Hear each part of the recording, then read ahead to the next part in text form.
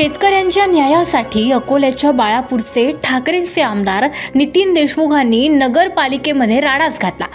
विमा कंपन्यांच्या तक्रारीविरोधात नगरपालिकेमध्ये आमदार देशमुखांनी सर्व अधिकारी आणि विमा कंपन्यांची बैठक बोलावली होती। या बैठकीला विमा कंपन्यांचे आणि कृषी विभागाचे अधिकारी गैरहजर असल्याने आमदार देशमुख चांगलेच संतापले। संतापाने आमदार देशमुखांनी तहसीलदार आणि कृषी अधिकाऱ्यांना नगरपालिकेतच कोंडून ठेवलं। अनुपस्थित अधिकारी आल्याशिवाय कुणालाच आतून सोडणार नसल्याचा इशारा सुद्धा आमदार देशमुखांनी दिला।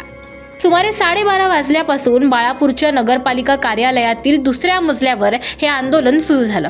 आम्ही हा रिपोर्ट करेपर्यंत या आंदोलनाला 2 तास उलटून गेलेले होते आणि तरीही देशमुखांनी तहसीलदार वैभव फरताडे आणि तालुका कृषी अधिकाऱ्यांना कार्यालयात कोंडूनच ठेवलं होतं। सोबतच आमदार नितीन देशमुख आणि शेतकऱ्यांनी स्वतःला देखील कोंडून ठेवले। सभागृहाच्या बैठकीच्या हॉलचे दोन्ही दरवाजे आतून लावण्यात आले असून थोड्याच वेळापूर्वी आंदोलनस्थळी बाळापूर पोलीसही दाखल झाले। तहसीलदार आणि अधिकाऱ्यांना असं कोंडून ठेवून नितीन देशमुख शेतकऱ्यांना न्याय मिळवून देऊ शकतील का? तुम्हाला काय वाटतं? तुमचं मत कमेंट बॉक्समध्ये जरूर नोंदवा।